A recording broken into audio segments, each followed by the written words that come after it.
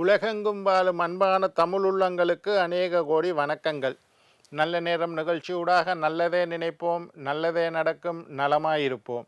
இன்றைய தினம் 27ஆம் தேதி 8ஆம் மாதம் 2025 புதவாசரம் என்று சொல்லக்கூடிய புதன்கிழமை. விசுவாவசு வருடம் ஆவணி மாதம் 11ஆம் நாள். சதுர்த்தி திதி. இன்றைய தினம் அஸ்த நட்சத்திரம். விநாயகர் சதுர்த்தி விரதம் இருக்க வேண்டிய நாள். இன்றைய தினம் ராகு காலம் 12 மணி முதல் 1:30 மணி வரை. இன்றைய தினம் யமகண்டம் 7:30 மணி முதல் 9 மணி வரை. இன்றைய தினம் நல்ல நேரம் 4:30 மணி முதல் 6 மணி வரை. இன்றைய தினம் சந்திராஷ்டமம். பூரட்டாதி நட்சத்திரக்காரர்களுக்கு இன்றைய தினம் சந்திராஷ்டம தினம். என்ன நேர்களே, வாருங்கள் இனி இன்றைய தினத்திற்கான ராசி பலன்களை பார்க்கலாம்.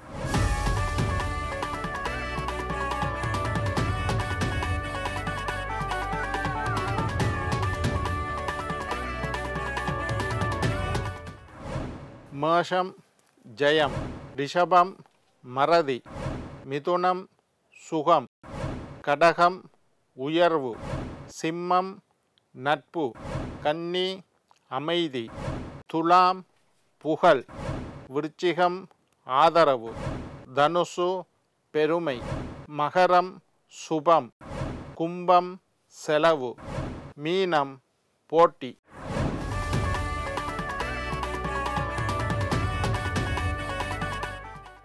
ஆன்மீக தகவல் பகுதியில் தொடர்ந்து உங்களை சந்தித்து வருவதில் மட்டற்ற மகிழ்ச்சி அடைகின்றேன். ஒவ்வொரு நாளும் ஒவ்வொரு புதிய அற்புதமான ஆன்மீக தகவல்களை உங்களோட பகிர்ந்து கொண்டு இருக்கிறோம். அந்த வகையில் இன்றைய தினமும் சில நல்ல விஷயங்களை உங்களோட பகிர்ந்து கொள்ளலாம் என்று காத்திருக்கேன். எங்களுடைய நிகழ்ச்சிக்கு நீங்கள் தரக்கூடிய ஆதரவு என்னை மகிழ்ச்சி அடைய செய்கின்றது.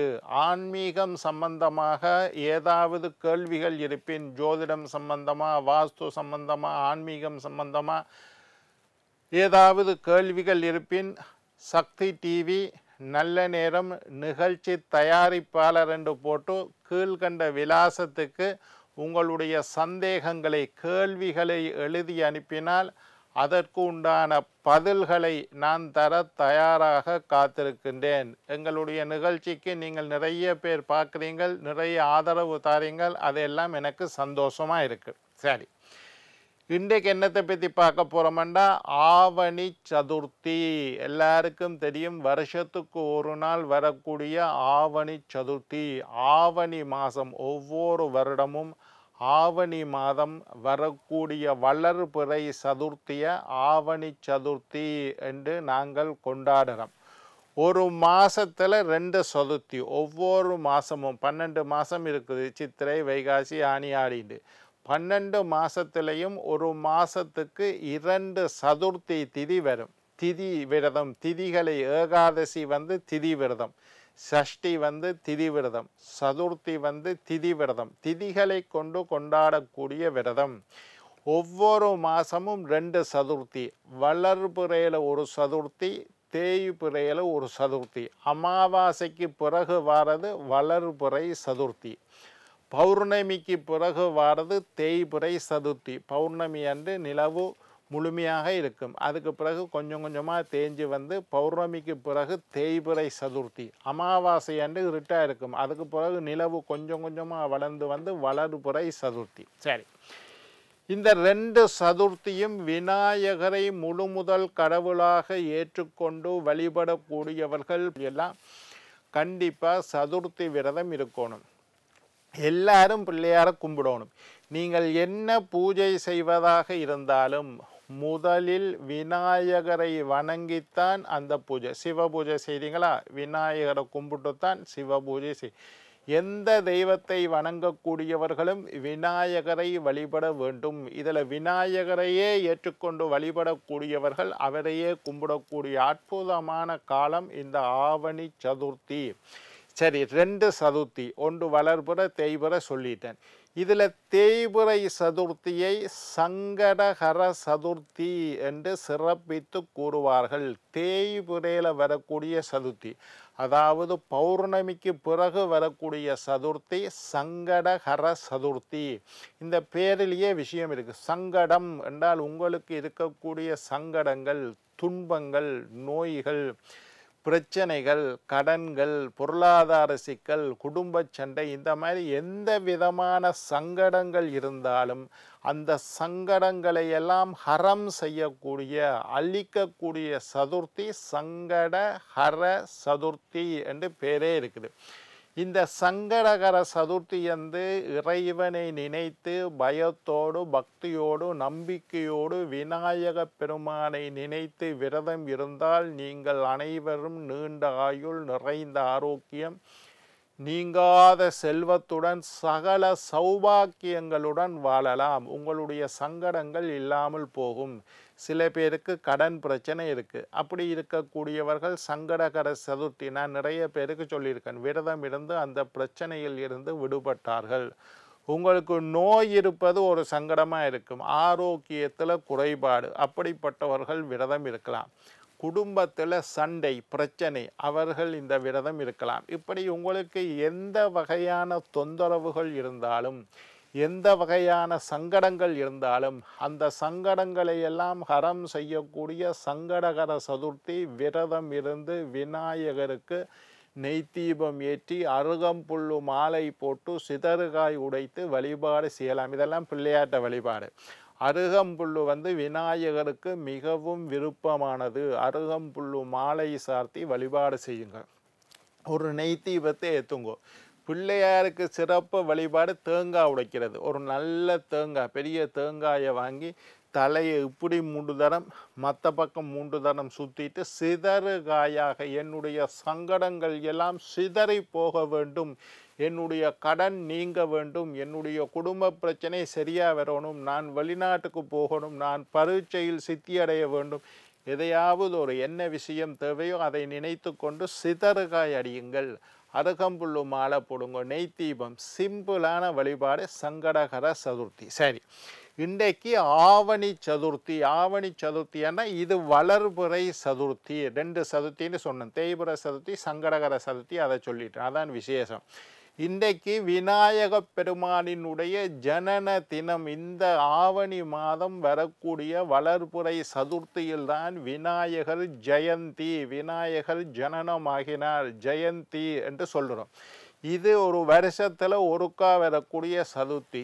இன்றைய தினம் விநாயகரை வழிபடக்கூடிய எல்லோரும் பயத்தோடு, பக்தியோடு, நம்பிக்கையோடு விரதம் இருந்து கண்குளிர விநாயகரை தரிசனம் செய்து, பிள்ளையார் என்றால் உங்களுக்கு தெரியும், மற்ற தெய்வம் மாதிரில் ஆணை முகம், முகம் வந்து யானை போல் இருக்கும். ஆணை முகம், பெரிய தொந்தி வயது, 5 கரங்கள், 4 கை இருக்கு, தும்பிக்கையோடு சேர்த்து 5 கரத்தனை, 5 கரங்கள் இருக்கும்.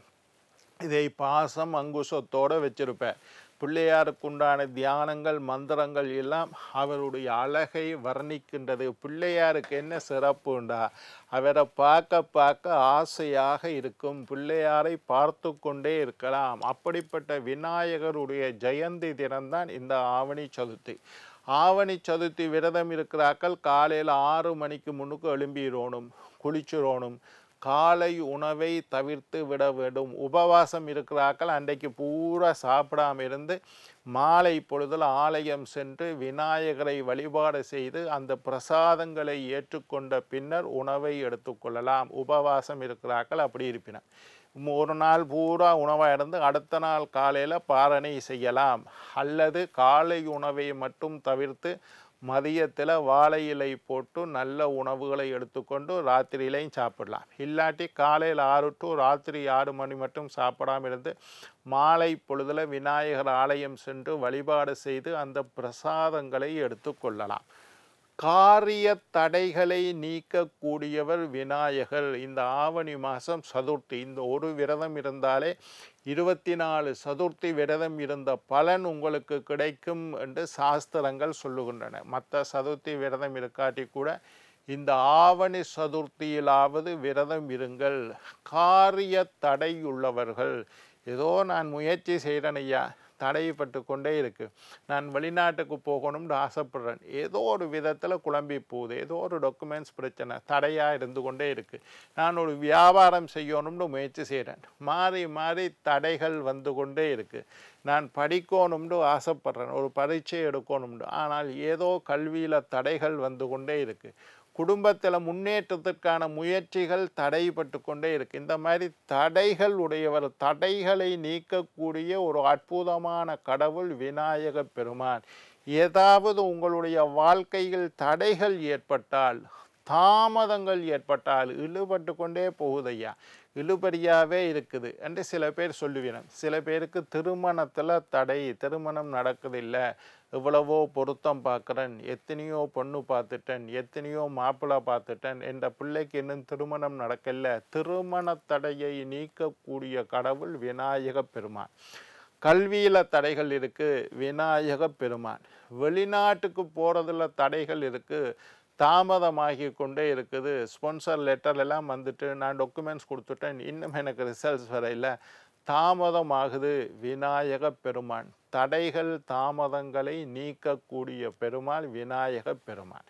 எளிமையாக வழிபடக்கூடிய தெய்வம் விநாயகர். ஒரு மஞ்சள் எடுத்து பிடிச்சி வச்சிங்கன்னா பிள்ளையார் அங்கே வந்துட்டார். ஒரு சாணத்தை பிடிச்சி விட்டீங்கன்னா பிள்ளையார் அங்கே வந்துட்டார். ஒரு வெள்ளருக்கம் சிலையில் பிள்ளையார் வந்துட்டார். விநாயக பெருமான் எளிமையாக வழிபடக்கூடியவர்கள், எளியவர்கள் வழிபடக்கூடிய எளிமையான தெய்வம். உடனடியாக வேலை செய்யக்கூடிய தெய்வம். சில தெய்வங்கள் வேகமாக வேலை செய்யும். சிவபெருமான்கிட்ட இருந்து ஒரு வரம் வாங்கிறதா இருந்தால் அது பெரிய கஷ்டம். நிறைய தியானம் இருக்கணும், நிறைய மந்திரம் ஜபம் பண்ணணும், தவம் பண்ணணும், பெரிய பூஜைகள் செய்யணும். அது ரொம்ப சிரமப்பட்டு தான் சிவனை வழிபடும். பிள்ளையார் அப்படி இல்லை. ஓம் கம் கணபதையே நமகா. பிள்ளையாருக்கு உண்டான அற்புதமான மந்திரம் ஓம் கம் கணபதையே நமக. இன்றைக்கு ஆவணி சதுர்த்தி, இன்றைய தினம் அந்த மந்திரத்தை 108 தரம் சொன்னீங்கன்னா கிடைத்தற்கரிய பேரு கிடைக்கும். விநாயக பெருமானை பயத்தோட, பக்தியோட, நம்பிக்கையோட வழிபட்டு நீங்கள் நீண்ட ஆயுள், நிறைந்த ஆரோக்கியம், நீங்காத செல்வத்தோடு வாழ வேண்டும் என்று வாழ்த்தி வணங்கி விடைபெறுவது உங்கள் ஜோதிட சித்தர் டாக்டர் ராஜராஜ குருக்கள்.